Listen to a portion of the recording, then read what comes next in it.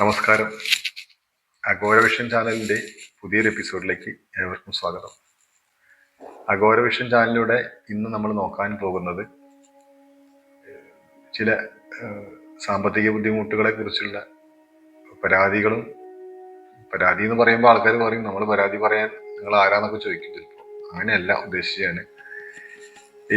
എന്നെ ഫോൺ ചെയ്ത് വിളിക്കുന്നവരിൽ, എന്നെ നേരിൽ വന്ന് കാണുന്നവരിലും അധികം 90% ആൾക്കാരും പറയുന്നത് അവരുടെ സാമ്പത്തിക ബുദ്ധിമുട്ടിനെ കുറിച്ചാണ്. സാമ്പത്തിക ബുദ്ധിമുട്ടിൽ നിന്നും കരകയറാൻ അത്ര എളുപ്പമായ മാർഗമൊന്നുമില്ല എന്നുള്ള സത്യം എല്ലാവരും മനസ്സിലാക്കേണ്ടതാണ്. കാരണം ഉപായം കൊണ്ട് ഓട്ടടയ്ക്കുക എന്ന രീതിക്കോടൊന്നും സാമ്പത്തിക ബാധ്യതയിൽ നിന്നും ഒഴിവാകാൻ കഴിയില്ല. തൽക്കാലം അത് മറച്ചു വെക്കാനൊന്നും പറ്റിയ ഒരു കാര്യമല്ലല്ലോ. അപ്പോൾ നമ്മൾ ഏറ്റവും വലിയ ഒരു മാർഗം എന്താ വെച്ചാൽ നമ്മൾ ചതികളിൽ ചെന്ന് ചാടാതിരിക്കുക. ഇങ്ങനെ പ്രലോഭനങ്ങളിലും ചതികളിലും പെട്ട് ആ കടക്കണിയിൽ വരാതിരിക്കാൻ ശ്രദ്ധിക്കുക. പിന്നെ പാഴ്ചെലവുകൾ, അമിതമായ ചെലവ് അതൊന്ന് ചുരുക്കി കൊണ്ടുപോകാൻ ശ്രമിക്കുക. അപ്പൊ തന്നെ ഒരു പരിധി വരെ നമുക്ക് കടത്തിൽ നിന്നും മോചനം ഉണ്ടാവും. പിന്നെ അനാവശ്യമായി കടങ്ങൾ മേടിക്കുക, എന്നിട്ട് ആർഭാടങ്ങൾ കാട്ടുന്ന ആൾക്കാർ, നമുക്ക് നമ്മളെ കയ്യിൽ ഒതുങ്ങുന്ന കാര്യങ്ങൾ മാത്രം ചെയ്ത് ജീവിച്ചു കഴിഞ്ഞാൽ കടങ്ങളില്ലാതെ നമുക്ക് ധനം സമ്പാദിക്കാനുള്ളൊരു വഴിയും കൂടിയും തെളിഞ്ഞു വരും. ഇത് നമ്മളിൽ ഒതുങ്ങാത്ത കാര്യങ്ങൾ ചെയ്യാൻ ശ്രമിച്ചിട്ട് അത് വല്ല ബ്ലേഡ് കമ്പനിയിൽ നിന്നോ അങ്ങനെ ഫിനാൻസ് സ്ഥാപനങ്ങളിൽ നിന്നൊക്കെ നമ്മൾ പണം എടുത്തിട്ട് അത് 1-2 അടവ് കഴിഞ്ഞ് 3-4 അടവാകുമ്പോഴത്തേക്ക് അടയ്ക്കാൻ പറ്റാതെ വരികയും അത് ബൗൺസ് ആവുകയും അതിൻ്റെ മേലെ പലിശമ്പിൽ പലിശ കയറി പിന്നെ നമുക്ക് തിരിച്ചടയ്ക്കാൻ പറ്റാത്ത അവസ്ഥ വരികയും അവർ ജപ്തി നോട്ടീസ് അയക്കുകയും അങ്ങനെ പല പ്രശ്നങ്ങൾ നേരിട്ട ആൾക്കാർ ആണ് ഇപ്പോൾ അധികം ഫോൺ കോളിലൂടെയൊക്കെ നമ്മളുമായിട്ട് ബന്ധപ്പെടാറ്. കാരണം അവരോടൊക്കെ ഒറ്റ വാക്കിലൊരു മറുപടി പറയാൻ നമുക്കാർക്കും കഴിയില്ല. കാരണം പലതരത്തിലാണ് കടങ്ങൾ ആൾക്കാർക്ക് വരുന്നത്. ചിലർ മനഃപൂർവ്വം അല്ലാത്ത കാരണത്താൽ കടങ്ങളായവരുണ്ട്. ചിലർ വലിയ വലിയ വീടുകളൊക്കെ വെച്ചിട്ട് കടം വന്നവരുണ്ട്. അവർ ഉദ്ദേശിച്ച പണം അവരുടെ കയ്യിലെത്താതെ വരികയും പിന്നീട് അത് കടത്തിലേക്ക് പോവുകയും വലിയ വലിയ ലോണുകളൊക്കെ എടുത്ത് വലിയ ബാധ്യത വന്നവരൊക്കെ ഉണ്ട്. ചിലവര് പാഴ്ചെലവ് നടത്തിയിട്ട് കടക്കാരായവരുണ്ട്. ചിലവര് ആർഭാടം കാണിക്കാൻ വേണ്ടി ഇട്ട് കടക്കാരായവരുണ്ട്. നമുക്കിപ്പോ ഒരു നമ്മളെ കൊണ്ട് ഒരു കാറ് വേണം എന്നുണ്ടെങ്കിൽ നമുക്ക് കഴിയുന്നത് ഒരു അൾട്ടോ കാറാണെങ്കിൽ അതുമായിട്ട് മുന്നോട്ട് പോകാൻ ശ്രമിക്കുക ഏറ്റവും നല്ലത്.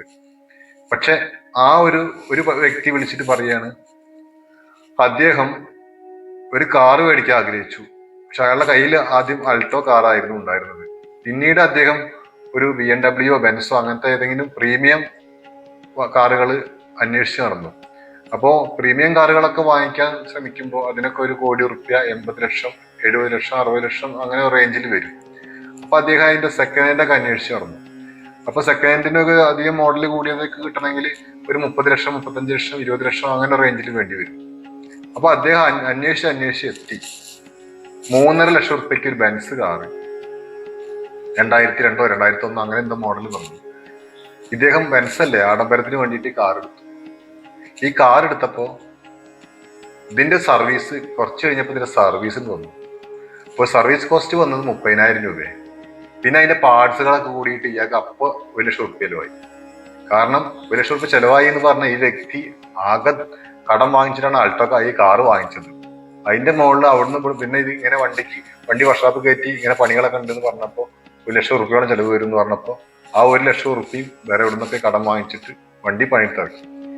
അങ്ങനെ കുറച്ച് ദിവസം വണ്ടി ഓടി, പിന്നെയും വണ്ടിക്ക് പണി വന്നു. ബെൻസിന്റെ ഒക്കെ ഓരോ പാർട്സിന് എത്ര റേറ്റ് വരുന്നുണ്ട് നമുക്ക് എല്ലാവർക്കും അറിയില്ല. അത് ഉപയോഗിക്കുന്നവർക്ക് അറിയാം. അപ്പൊ അതാ പറഞ്ഞത്, അദ്ദേഹം അങ്ങനെയാണ് കടക്കാരനായത്. അദ്ദേഹത്തിന്റെ എല്ലാ സ്വത്തുക്കളും ആ വണ്ടി കാരണം നഷ്ടപ്പെട്ടു. ലാസ്റ്റ് വണ്ടി കൊടുത്തു 1 ലക്ഷം റുപ്യക്ക്. അപ്പൊ ഇങ്ങനെയുള്ള കാര്യം കൊണ്ട് സാധാരണക്കാരൻ കടക്കാരനായി പോയി. കാരണം വലിയ വലിയ സാമ്പത്തിക ശേഷി ഉള്ളവർ എടുക്കേണ്ട ഒരു വണ്ടിയാണ് ബെൻസും, BMW, ഓഡി അതേപോലത്തെ ആഡംബര വണ്ടികളൊക്കെ. കാരണം അവർക്കത് മെയിൻ്റെനൻസ് ചെയ്യാനുള്ള കഴിവുണ്ട്, സാമ്പത്തികമുണ്ട്. അല്ലാതെ സാധാരണക്കാരത് എടുത്തു കഴിഞ്ഞാൽ നമുക്ക് ഒരു സർവീസ് പോലും നമ്മളെ കൊണ്ട് ചെയ്യാൻ കഴിയാതെ വരും. ഒരു 4 ടയർ മാറ്റണമെങ്കിൽ 50,000 രൂപ 60,000 രൂപയൊക്കെ വരാം. അത്രയും നല്ല വണ്ടികളുടെ ടയറുകൾക്ക്. അപ്പൊ നമ്മൾ ശ്രദ്ധിക്കേണ്ട അങ്ങനെ ഞാനൊരു കാരണം പറഞ്ഞെന്ന് മാത്രമേ ഉള്ളൂ. നിങ്ങളത് വീഡിയോ വലിച്ചു കിട്ടാൻ ചിന്തിക്കരുത്. കാരണം അങ്ങനെ പറയുമ്പോഴാണ് പലർക്കും മനസ്സിലാവുക. അപ്പോൾ വീഡിയോ കാണുന്നവർ ശ്രദ്ധിക്കുക, നമ്മൾ മനഃപൂർവ്വം ഒരു കടക്കണിയിലേക്ക് പോകാതിരിക്കാൻ ശ്രദ്ധിക്കുക, അനാവശ്യമായ ചെലവുകൾ കുറയ്ക്കുക, അമിതമായിട്ട് ലോണുകൾ എടുക്കുന്നതൊക്കെ ഒന്ന് അവസാനിപ്പിച്ചിട്ട് നമുക്ക് കഴിയുന്ന രീതിയിൽ ലോൺ എടുത്ത് അടച്ചു വീട്ടാൻ കഴിയുന്ന ലോണുകൾ എടുക്കുക. അങ്ങനെ ആയാൽ തന്നെ കടങ്ങൾ തീരും. പിന്നെ ഞാനിവിടെ പറയാൻ ഉദ്ദേശിക്കുന്നത് എന്താ വെച്ചാൽ, നമ്മളെ കടങ്ങൾ തീർന്ന് നമുക്കൊരു നല്ല ജീവിതം, ഒരു സമാധാനമായ ജീവിതം നയിക്കാൻ ഒരു വഴി പറഞ്ഞു തരാം. അതായത് കടങ്ങൾ ഋണമോചന മന്ത്രം എന്ന് പറയുന്ന ഒരു മന്ത്രമാണ്. അത് കടങ്ങൾ തീരാനുള്ളതാണ്. നമ്മളെ ദുരിതങ്ങളും കടങ്ങളൊക്കെ തീർന്ന് നമുക്ക് സമാധാനം കിട്ടും. ആരും ചിന്തിക്കരുത് ഇതെന്ന് ജപിച്ച നാളെ കോടികൾ കിട്ടും എന്നും ചിന്തിക്കരുത്. ഞാൻ എൻ്റെ വീഡിയോയിൽ നടക്കാവുന്ന കാര്യം മാത്രമേ പറയാറുള്ളൂ, നടക്കാത്ത ഒരു കാര്യം പറയാറില്ല. അപ്പോ അതാരും ചിന്തിക്കരുത് നാളെ ഇതെന്ന് ജപിച്ചാൽ മറ്റന്നാൾ കോടികൾ കിട്ടും എന്നും ചിന്തിക്കരുത്. ചിലപ്പോൾ കിട്ടിക്കൂടായില്ല, അത് അങ്ങനെ സംഭവിച്ചുകൂടായില്ല, അവരുടെ ഭാഗ്യം പോലെ ഇരിക്കും. അപ്പൊ ആർക്കും ജപിക്കാവുന്ന ഒരു ഋണമോചന മംഗല സ്തോത്രമാണ് ഇത് പറയുന്നത്. അപ്പോൾ ഇത് എല്ലാവരും ജപിച്ചു നോക്കുക. മിനിമം ഒരു ദിവസം 108 ഒരു രാവിലെ ജപിക്കണം. വിളക്ക് കൊളുത്തി നെയ്വിളക്കിന് മുന്നിൽ കിഴക്കോട്ട് തിരിഞ്ഞിരുന്ന് ഋണമോചന മന്ത്രം 108 ഒരു ജപിച്ചു കഴിഞ്ഞാൽ ഒരു 21 ദിവസം കഴിയുമ്പോൾ തന്നെ ചെറിയ ചെറിയ മാറ്റങ്ങൾ കണ്ടു തുടങ്ങും. കാരണം ഒന്ന് മനസ്സിലാക്കുക, ആരുടെയും കയ്യിൽ പണം ആരും കൊടുന്നു തരില്ല. നമ്മൾ ചെയ്യുന്ന മേഖലകൾ എന്താണോ അതിൽ നിന്ന് നമുക്കൊരു പുരോഗമനം ഉണ്ടാവും, അതിൽ നിന്ന് വരുമാനം ഉണ്ടാവും.